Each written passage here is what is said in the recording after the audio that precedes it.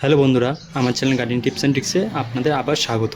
তো আজকে যে জিনিসটা নিয়ে আমি কথা বলবো, যেই বিষয়টা নিয়ে কথা বলবো সেটা হলো স্পাইডার লিলি। গরমের সময় কিন্তু ভীষণ পরিমাণে কিন্তু ফুটে এই ফুল, আর তার যে সুগন্ধ সেটা কিন্তু কথা না বললেই চলে, কারণ এর যে সুগন্ধ সত্যিই কিন্তু খুব মধুর মতো লাগে আর ভীষণ ভালো লাগে। তো অনেক বন্ধুদের প্রশ্ন ছিল কি গাছটা তো আমি কীভাবে লাগাবো, গাছটার মধ্যে কীভাবে আমরা পরিচর্যা করব, যদি আমরা এটাকে পটের মধ্যে লাগাই, গামলার মধ্যে লাগাই, কোনো রকমের বালতির মধ্যে লাগাই, তো ওই জায়গাতে দাঁড়িয়ে আমরা কীভাবে এটা পরিচর্যা করব, যদি আমাদের এখানে জায়গা না থাকে তো আমরা কীভাবে এটাকে লাগালে ভালো হবে, আর কত সময় লাগে এই গাছের মধ্যে ফুল আসতে। তো এমন বহুত অনেক কিন্তু প্রশ্ন উঠে আসলো তো বন্ধুদের থেকে। তো আমি ভাবলাম অবশ্যই কিন্তু এই নিয়েও কিন্তু একটা ভিডিও বানাবো, কি স্পাইডার লিলি বা লিলি গাছকে আমরা কীভাবে কেয়ার করতে পারি গরমের দিনে। আর খুব সুন্দর কিন্তু এমন মিষ্টি মিষ্টি মধুর কিন্তু সাদা রঙের লিলি ফুলগুলো কিন্তু দেখতে পারবো।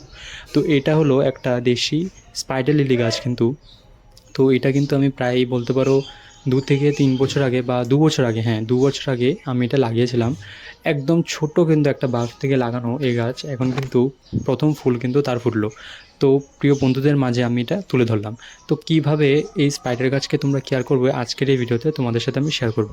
আমার চ্যানেলে যদি আপনারা নতুন হয়ে থাকেন অবশ্যই কিন্তু লাইক শেয়ার সাবস্ক্রাইব করে পাশে থাকতে পারেন এমন নতুন নতুন কিন্তু ভিডিও পাওয়ার জন্য। আমি কিন্তু শর্ট ভিডিওর মধ্যে ভিডিওগ্রাফি করে থাকি, তো ভিডিওগ্রাফি যদি তোমাদের ভালো লাগে অবশ্যই কিন্তু পাশে থাকতে পারো চ্যানেলটাকে সাবস্ক্রাইব করে। তো চলুন দেরি না করে শুরু করা যাক। তো এই যে স্পাইডার গাছ, এটা কিন্তু ভীষণ কিন্তু যে পরিচর্যা করতে হবে এমন কিছুই নেই।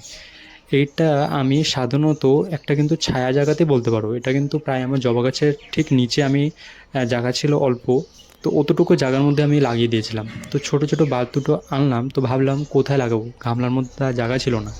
তো জায়গা না থাকাতে আমি ঠিক এই জবা গাছটা ঠিক নিচে আমি লাগিয়ে দিই। তো উপরে কিন্তু আছে ছায়া, জবা গাছে ছায়া আছে, লেবু গাছও আছে। তো এটার প্রায় আমি মিডিলে বলতে পারো নিচের দিকে আমি এটা লাগিয়েছি।